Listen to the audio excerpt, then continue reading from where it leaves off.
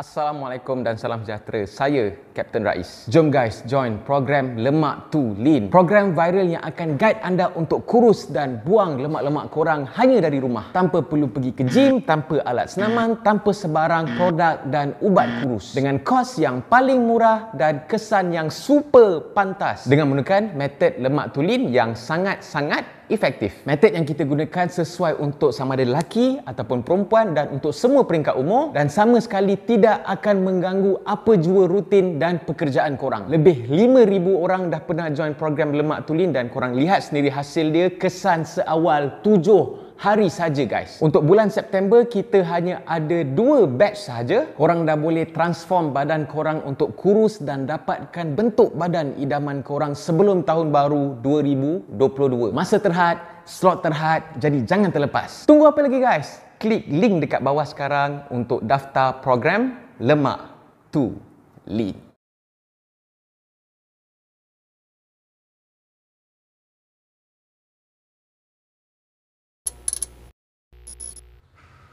Assalamualaikum, salam sejahtera.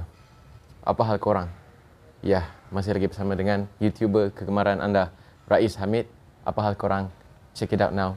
Yabba-dabba-doo. Come on yo. Let's go. Dah lama aku tak buat kisah seram tentera. Ramai yang minta aku buat kisah seram tentera. So hari ni aku akan ceritakan kisah seram tentera. Sebelum tu, sekiranya korang masih lagi belum tekan butang subscribe dekat butang yang kat bawah tu, yang color merah tu, okey, macam ni, okey. Sila tekan butang subscribe sebab kita nak menuju ke 1 million subscriber. Aku nak challenge Prince Meat. Ya. Jom tekan butang subscribe.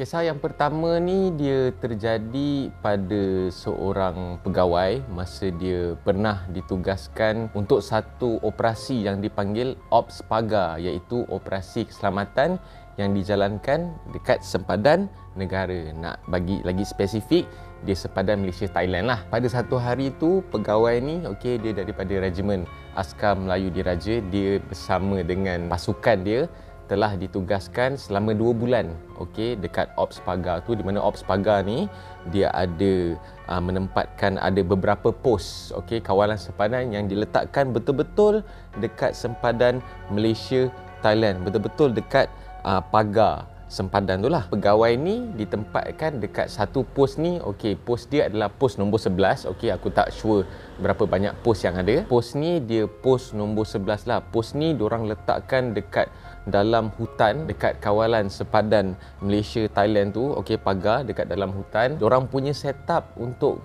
pos tu pun betul-betul ada lebih kurang ada 3 pondok kecil yang muat satu katil kayu yang untuk single saja. Kalau orang tengok pondok tu lebih kurang macam pondok nak tunggu durian jatuh, lebih kurang macam tu lah. Antara pos-pos kawalan ni dia memang ada satu jalan tar yang kecil je untuk menghubungkan pos-pos ni lah. Dekat pos pegawai muda ni dia tak ada punca air, dia tak ada getah pipe, dia tak ada pipe dan sebagainya. Jadi sumber air yang diorang dapat adalah melalui hujan dan juga ada satu perigi kecil yang lama yang airnya pun dah keruh. Nak dijadikan cerita, pada satu hari tu lepas seminggu pegawai tu dah ditempatkan dekat pos beliau, tak ada hujan langsung, memang kering kontang.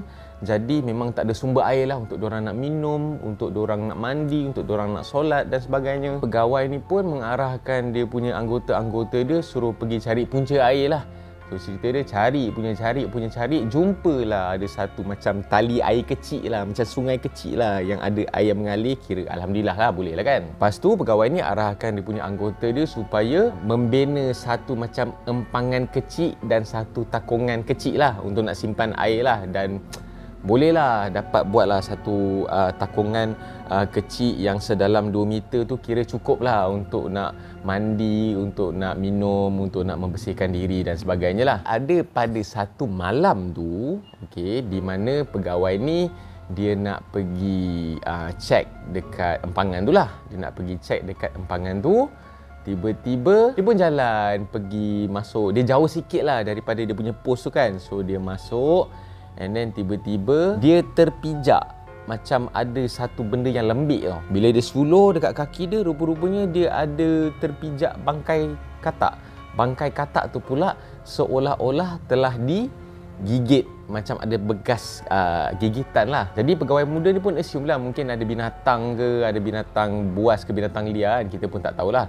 So semakin menghampiri, okay, and then dia sampai dekat dia punya takungan kecil lah, dekat kawasan kolam yang diorang buat tu. Lepas tu dia pun buka dia punya torchlight dan suluh.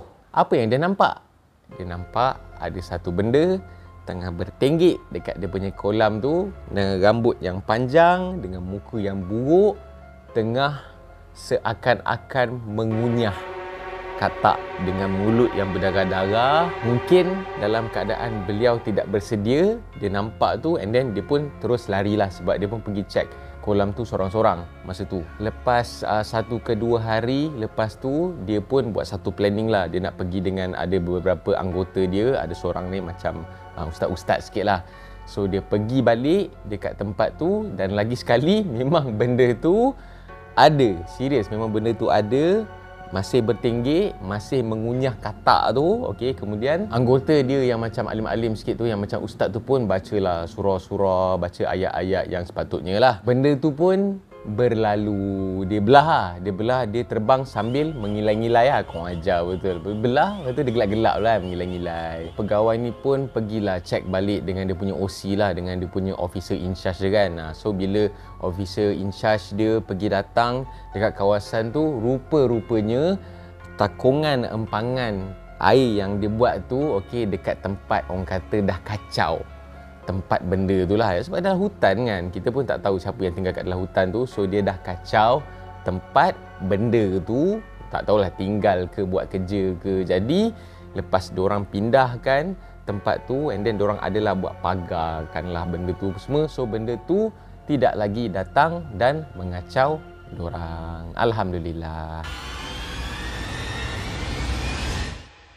Cerita kedua yang ni berkenaan dengan prajurit muda yang baru sahaja melapor dekat camp. Okey, camp ni lah camp-camp lama lah. Okey, biasalah dia kalau camp askar ni biasanya tempat latihan dia semua dekat camp-camp yang dah lama, dah berpuluh tahun, maybe dari zaman sebelum merdeka lagi. Ada satu kumpulan prajurit muda ni, okey, diorang ditempatkan dekat satu bangunan yang bersih. Bangunan dia bersih, toilet dia bersih. Tapi nampaklah dia punya keusangan, dia punya tuanya bangunan tu. Jadi sebelum diorang nak start duduk dekat bangunan tu, biasalah jurulatih-jurulatih yang otak-otak yang dah lama duduk dekat situ, diorang pun adalah menyampaikan cerita-cerita, bagi pesanan, cakap tempat ni tempat keras, so tempat ni janganlah buat main-main, janganlah berseronok-seronok, jangan buat benda yang pelik-pelik, kalau ada benda-benda kotor apa semua bersihkan, jangan buat sampah, sebab benda ni suka, benda-benda yang kotor-kotor ni. Ada satu ketika ni terdetik lah, okey, ada 2 orang prajurit muda ni, dia pun pergi riki toilet. Sebab dia punya toilet dia macam bilik, and then toilet ujung sekali, dekat ujung blok tu lah. So dia pun pergi riki toilet, nak pergi tengok tak tahulah, mungkin nak buat projek kot. So dia pergi tengok bilik tu macam okey lah, toilet pun bersih. Okey, diorang pun assume tak ada apa-apa yang akan terjadi lah, sebab dia punya toilet dia nampak buruk tapi bersih lah, lantai toilet semua bersih, tak ada orang kata kotor-kotor lah. Tibalah pada satu malam itu di mana diorang nak membuat projek apa? Projek isap rokok lah. Sebab diorang ni, kalau prajurit muda ni awal-awal memang tidak dibenarkan untuk isap rokok dekat dalam bilik lah. So sampailah dekat waktu yang diorang dah set untuk buat projek ni, okey, cerita dia diorang pergi lalu dekat sepanjang bilik tu, sepanjang dom-dom tu apa semua kan. So sampailah dekat toilet ni. So seorang tukang jaga line, seorang pergi masuk untuk buat kerja lah. So diorang akan bertukar-tukar shift untuk buat kerja. So cerita dia, toilet tu, dalam bilik air tu dia ada 6 jamban tau, 6 bilik jamban. So diorang buat kerja dekat jamban yang nombor 2. Dekat bila masuk dia ada nombor 1, nombor 2. So kalau nak masuk dalam-dalam sangat takut pula. So diorang buat kerja dekat yang nombor 2. Seorang ni isap baik punya lah, isap, laju isap, takut Isap-isap, habis. Okey, satu batang rokok. Okey, next, tukar shift. So yang jaga line tadi tu, dia pula masuk dalam, okey. Dan dia pula nak pergi dekat tempat yang hujung sekali, dekat toilet yang nombor 6. So dia pun masuk pelan-pelan kan, okey. Bila dia sampai je dekat toilet yang nombor 6, dia buka je pintu, tiba-tiba dia nampak ada satu benda tinggi dengan rambut yang mengurai, muka buruk gila, tengah berdiri macam tu. Dia pun tergamam, tak boleh nak jerit. Tak tahulah, biasalah ada ketika bila kita jumpa benda-benda ni, suara tu tak terkeluar. So dia pun tutup balik. Dia pergi keluar laju-laju, dia pergi tarik member dia pergi balik. Lepas tu member dia tanyalah, sekejap ni kau isap okok kan? Sekejap ni kau isap okok. So dia pun ceritalah, aku tadi pergi toilet yang nombor 6 tu dan aku nampak benda tu. Okey. Lepas tu diorang tidak lagi lah membuat kerja-kerja dekat toilet tu. Diorang pergi buat kerja tu dekat tempat lain pula. Itulah cerita dia. Okey, jadi kalau nak direlatekan, memang kem-kem askar ni memang tempat yang lama, tempat yang aku tak tahulah, ada benda-benda ni dah start tinggal apa semua kan. Jadi korang-korang maybe ada yang wataniah ke, yang prajurit muda ke, so hati-hatilah bila korang ditempatkan dekat penginapan yang dekat kem-kem yang lama ni, nak buat apa-apa pun make sure hati-hatilah. Okey, serius, hati-hati. Kalau boleh adalah sikit ilmu-ilmu, tahulah ayat-ayat yang nak dibaca apa semua ni. Okey, sebab takut kalau kita panik nanti siap-siap hari bulan kita tersadung ke, terjatuh ke, dah meninggal kat situ. So jadi jaga-jaga. Kisah yang terakhir ni pula, okey, benda ni dia berlaku dekat seorang corporal, okey, tentera udara. Dia sebenarnya daripada KL Base yang dah tutup tu, okey, kemudian dia ditugaskan ataupun ditempatkan ataupun dipostingkan kot dekat Tawau, okey, dekat Tawau. Ada satu malam tu dia kena duty. Dia jadi corporal duty ataupun PTTK bertugas lah cerita dia. Kalau PTTK bertugas ni dia ada macam-macam lah, ada yang kena ronda, ada yang kena ni.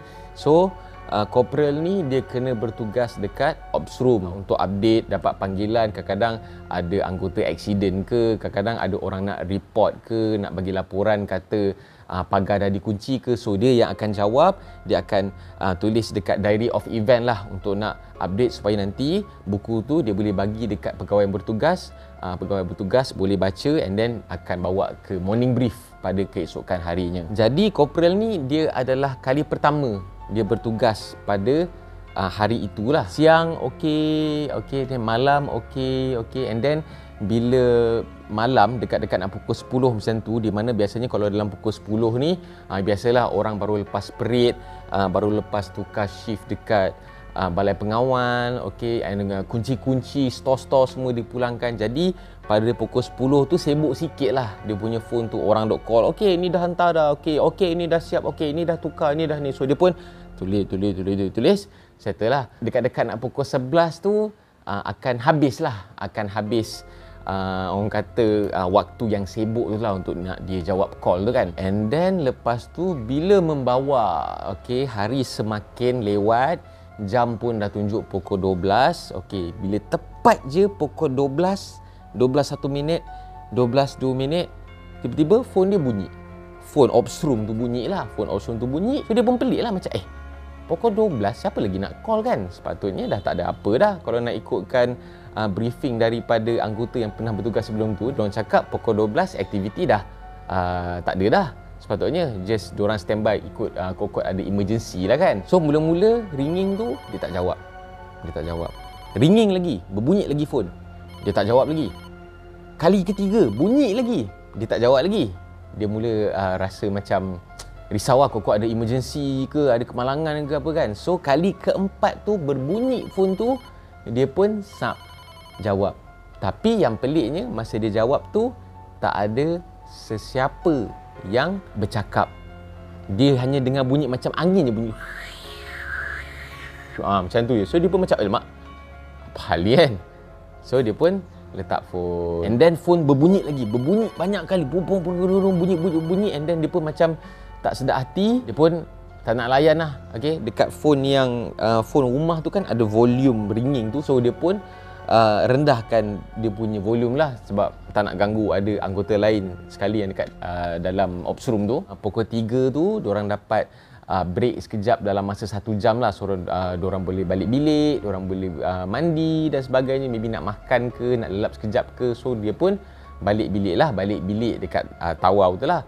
So bila balik bilik, bila dia dah mandi, dia dah standby dekat katil dia, dia nak baring, tiba-tiba ada orang ketuk pintu bilik dia. Macam tu lah. Dia tak layan sebab dia ingat lagi anggota yang pernah bertugas kat situ cakap lepas pukul 12 insya-Allah memang benda ni start mengacau lah. Okay? So dia pun tak nak buka pintu lah, tak nak respon. So benda tu bunyi lagi. Dia tak nak respon lagi. Tiba-tiba dia dah nak terlelap. Elok dah nak terlelap, bunyi lagi. Dia pun tiba-tiba ada rasa macam perasaan bengang lah. Macam aku nak tidur kan. Aku nak tidur. Tiba kau bunyi juga. So dia pun buka. Dengan terkejutnya dia nampak ada sekujur tubuh tergantung dekat depan pintu bilik dia. Lepas tu dia pun menjerit, tutup pintu, and then dia call kawan-kawan dia semua datang, and then bila dia buka pintu balik, benda tu dah tak ada. Okey, cerita dia. Sebenarnya dekat camp tu ada satu orang sarjan. Okey, dia bunuh diri dekat orang kata dekat blok bujang tu lah, dengan menggantung diri dia sampai dia mati. So start daripada tu memang lepas pukul 12 memang benda tu akan mengacau lah. Mengacau ops room lah, mengacau orang bertugas lah, mengacau orang tengah duty lah. Dia kacau macam-macam lah. Tapi memang kekacauan itu bermula lepas jam 12. Sebelum jam 12 memang tak ada kacau apa-apa, memang tak ada gangguan apa-apa langsung, memang semuanya legit, semuanya real.